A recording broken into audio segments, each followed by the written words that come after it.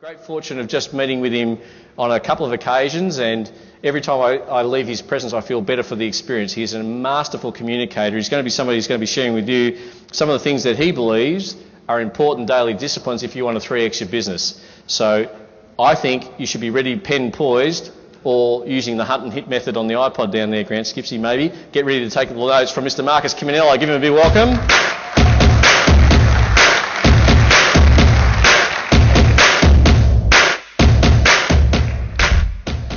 Well, good morning, everybody. For those of you that have never done this before, the walk from over there to here is absolutely gut-wrenching. It's one of the hardest things you can do. And Alyssa Kaplan ruined it for me today, because I was standing there and I planned to be sitting there listening in my head to, something out of a Rocky film, something really inspirational. But I'm counting beer bottles. I'm doing the 10 beer bottles sitting on the wall. So, guys, this is what I want to highlight to you and run through you today.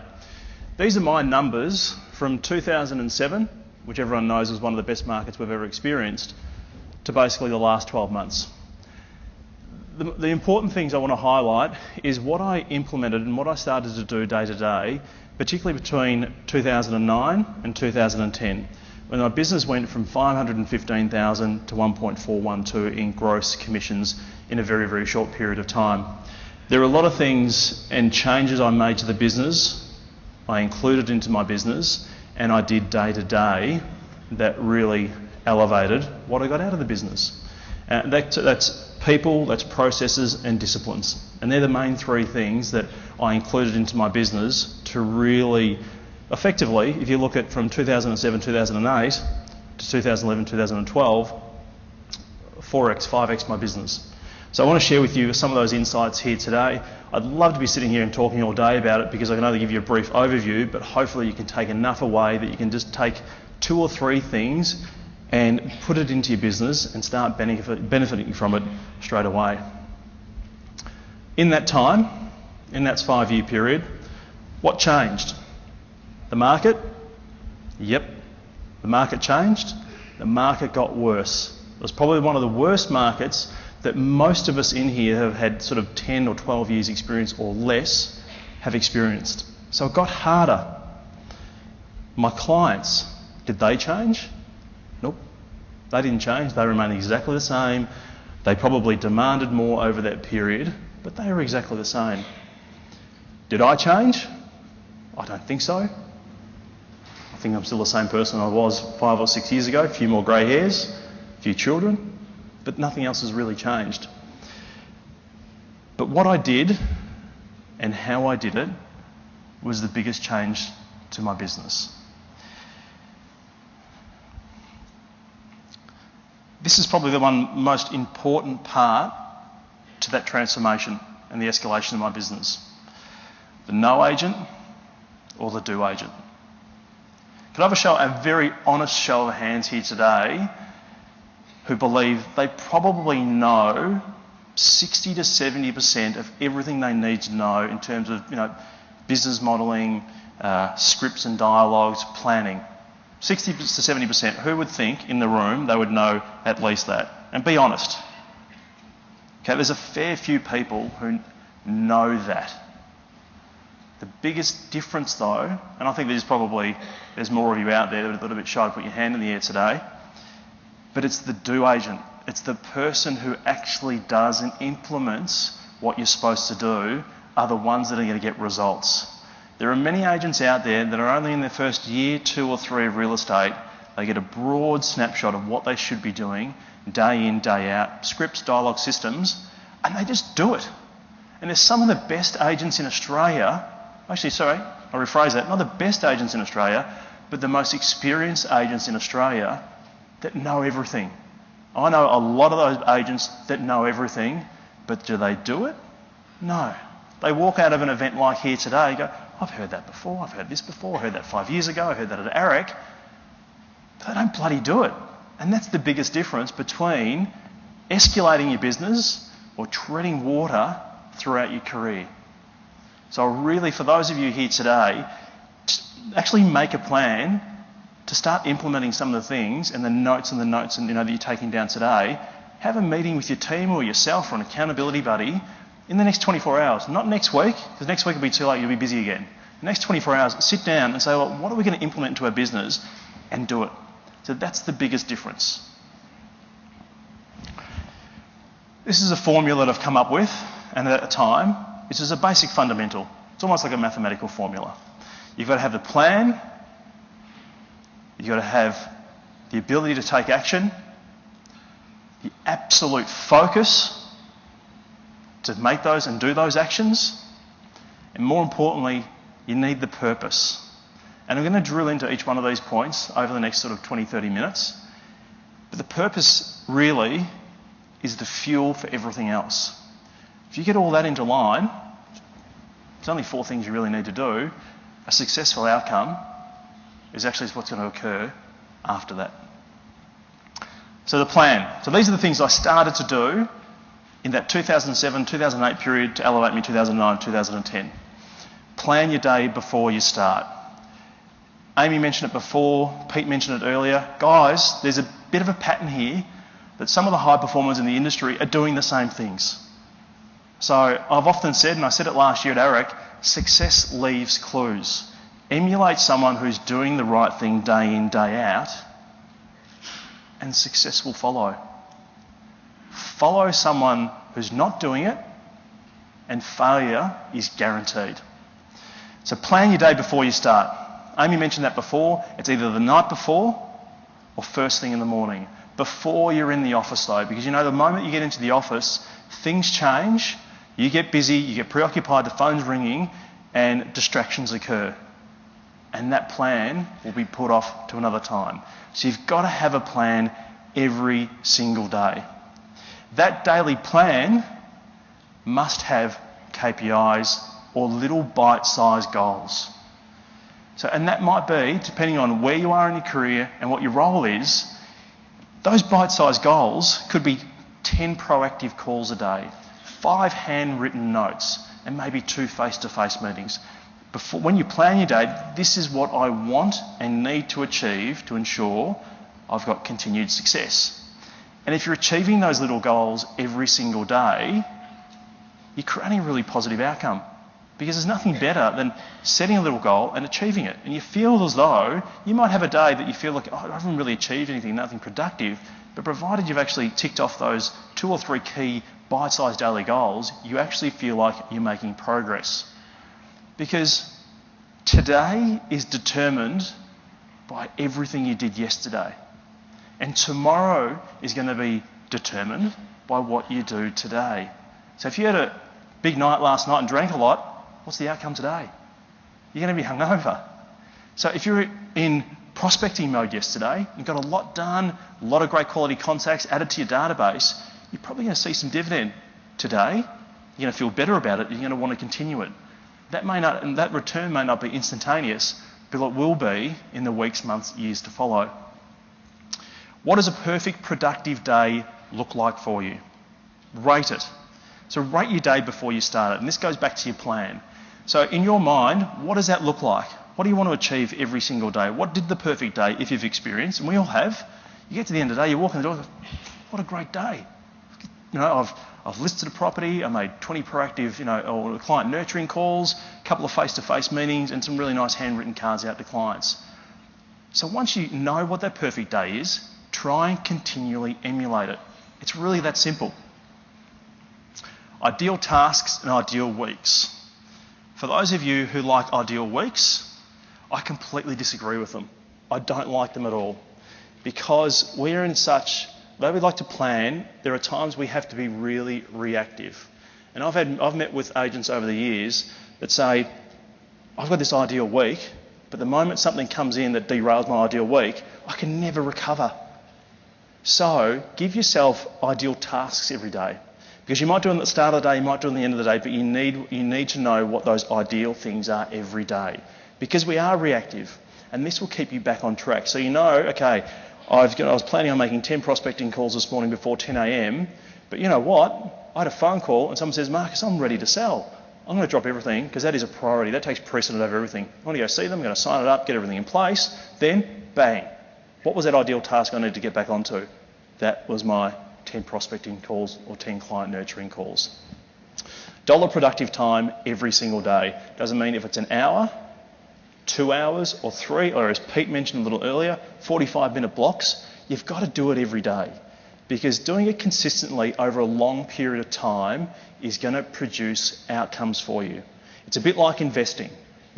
Saving a little frequently in the fullness of time, it just grows and grows and grows. And so is your dollar productive time. So the more dollar productive time you can put in every single day on a consistent basis will be like investing, and it will pay dividends back to you. Remove yourself from the chaos. This can come in many ways, shapes and forms. But there's a point I've got a little bit later in my slide, is if you're not in a position at the moment, if you're an independent salesperson and you don't feel as though you're in a position of putting on an assistant to alleviate that time for you and those non-dollar productive activities, allocate times. This comes back to your ideal tasks. And those ideal task times or non-dollar productive times should be allocated at certain periods of the day. Typically downtime. First thing in the morning, before, when you're in the office, before everyone else arrives, before the phone starts ringing, get all the stuff out of the way, or group it to the end of the day. Look, I'm a buyer in the marketplace at the moment. I send emails out, early in the morning to inquiring on properties, and I get people just bang, bang, bang, coming back to me literally, straight away, 9:30, 10 o'clock, all throughout the day. And sometimes I might send one during the day and I get an instantaneous response. That's great, but what's that agent should be doing?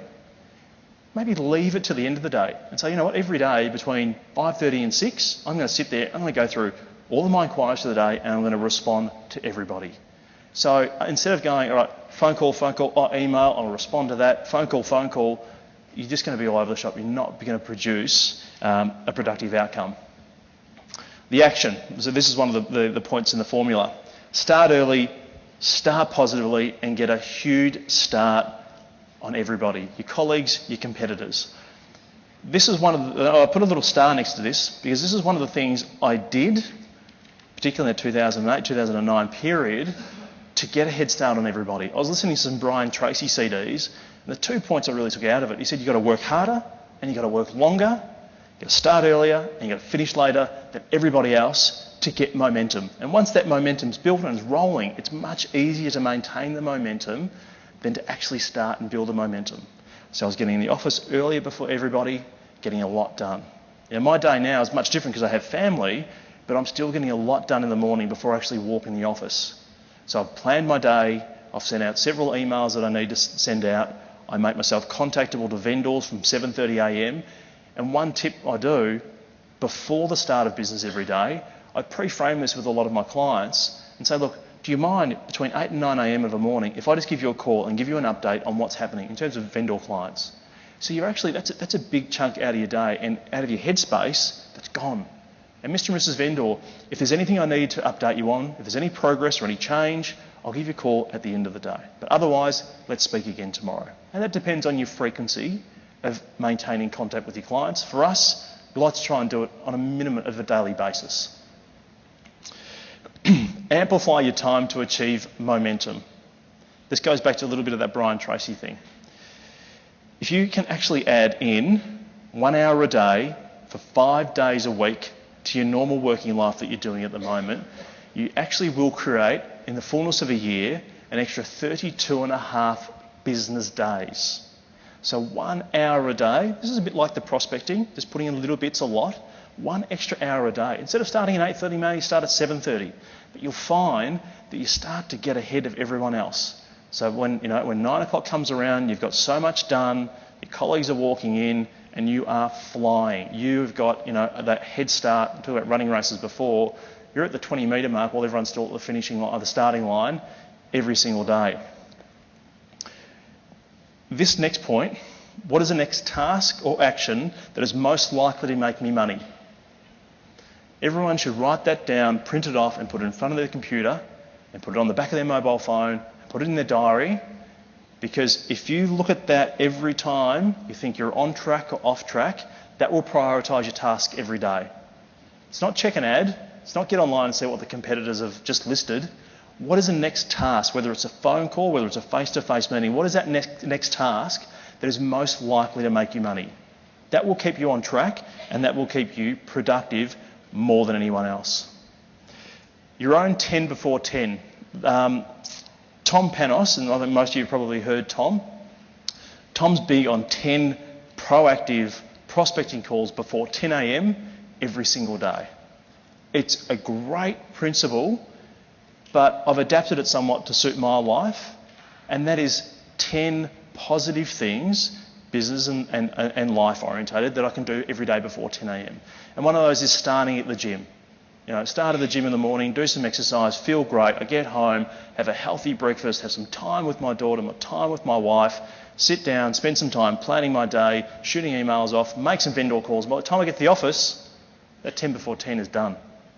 So it is all about getting that wheel spinning before everyone else every single day. The 3 C's. So in terms of your action and activity, the 3 C's really consist of calls, cards, and catch-ups. That's all you really need to do in business generation mode. On the call, so you're dialing for dollars. Cards, you're sending nice handwritten cards. Rick Rushton over here is the master at cards. You call Rick, he misses your call, you get a card in the mail the next day saying, sorry, I missed your call. And then you make contact with him the next day and go, thanks for talking to me. So he is an absolute master, but it's a massive point of difference because emails are becoming so diluted. Handwritten notes that people appreciate you've taken the time out of your day to write a note and send it to them is far more powerful than every other agent in the industry sending you emails and blanket emails. The power of that gets quite diluted. Activity and focus diary. This is what I have and what I use every single day. Activity diary, it might sound a little bit old-fashioned, but I learned it from the master, James Tostovan, that he doesn't have a computer at his desk. I do. I'm a little bit more technology advanced than him, only slightly. But I have an activity diary that I actually list all my phone calls, all my to-do every single day. Yes, I have a database, I have a computer database, but I don't use it. That's for my anniversary calls. I get a printout every now and then saying, here, you've got to speak to these people, these people, these people. But that activity diary, I have the benefit of writing in what I need to do every single day. And anyone who I believe is a hot buyer or is likely to list with me in the next 60 to 90 days, or any priorities I need to achieve that day, are all written into that diary. So I take it everywhere with me. It's like a little Bible. To me, it's worth gold. It's actually in my car at the moment, so if any of the competitors are out there, stay away from my car. Don't take it out of there. And getting back to business generation basics. Facebook, Twitter, all these sorts of things, they're all great. And I had a coffee with an agent only a few weeks ago that says, I spend 2-3 hours a day on Facebook and Twitter. That's my business generation. I thought, what the hell are you doing? You've got to be on the phone. You've got to be meeting people. Otherwise, you're delusional. Everyone's looking for the easy option. There's no really easy option. Hard work, discipline, consistency, that will get you through. Client nurture program. Your marketing team and greatest resource. I segregate my database in basically to 3 people, or 3 categories. My VIPs, my sellers, and everybody else. My VIPs are the ones that I've built unbelievable rapport with, who are my raving fans in the marketplace, who I know are going to refer me business, and I look after them like gold. As a referral, I'll send them something nice, like a restaurant voucher or a night at Crown. Because when they get that, they want to do it again. They want to get you another referral, because they're going to get another night out or another dinner. So I have my absolute VIPs, and it comes back to that 80-20 rule. It applies to everything, and so much applies to our business.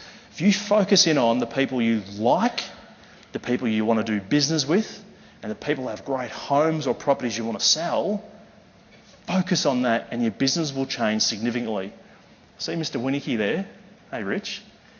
Richard, and this may or may not be true, so you can tell me otherwise. I heard that Richard Winicky, when he left Colin Sims and joined Jellis Craig, he cleansed his database. He culled it, is this true? Culled it down to the people he liked, people he wanted to do business with again, and the people who had really great homes. The next year is number 1 at his new company.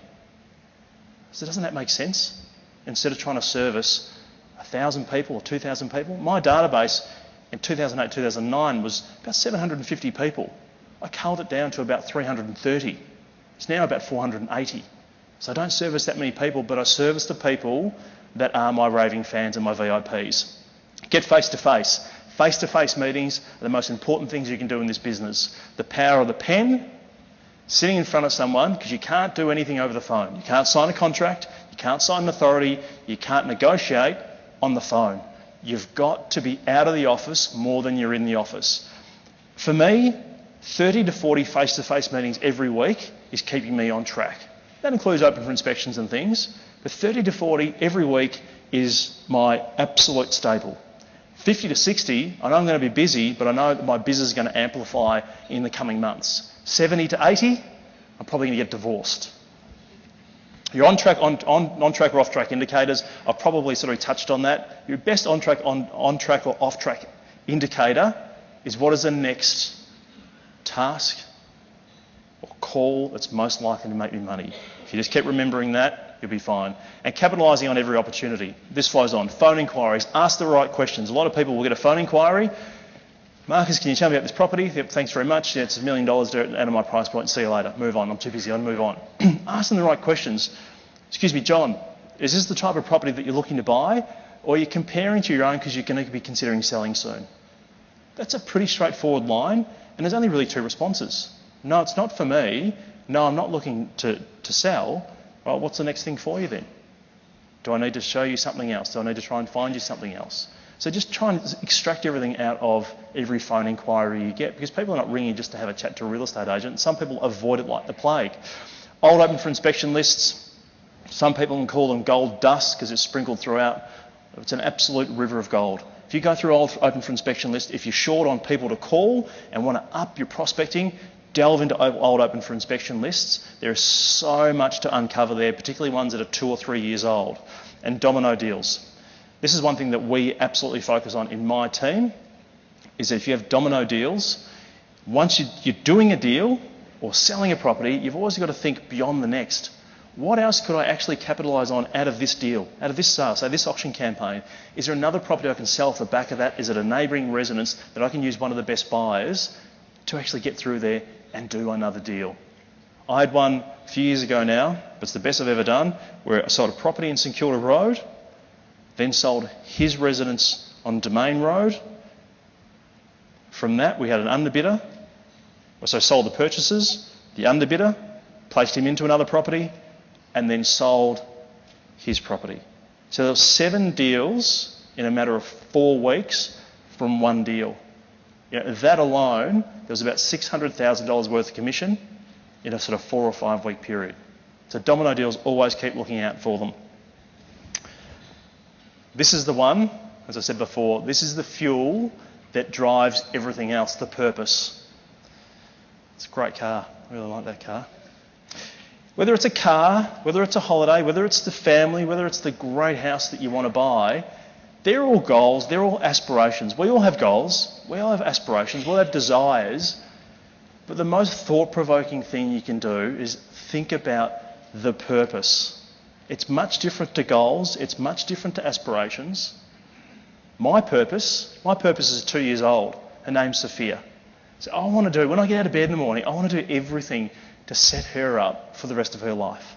So you've got to have some level of purpose that drives everything else you do, aside from goals and aside from aspirations. I think we've got a broken clicker here. The next thing, can you flick it through to the next slide from there? I just want to go through a few key points that you can take away from today. No, this is definitely broken. Okay, number 1.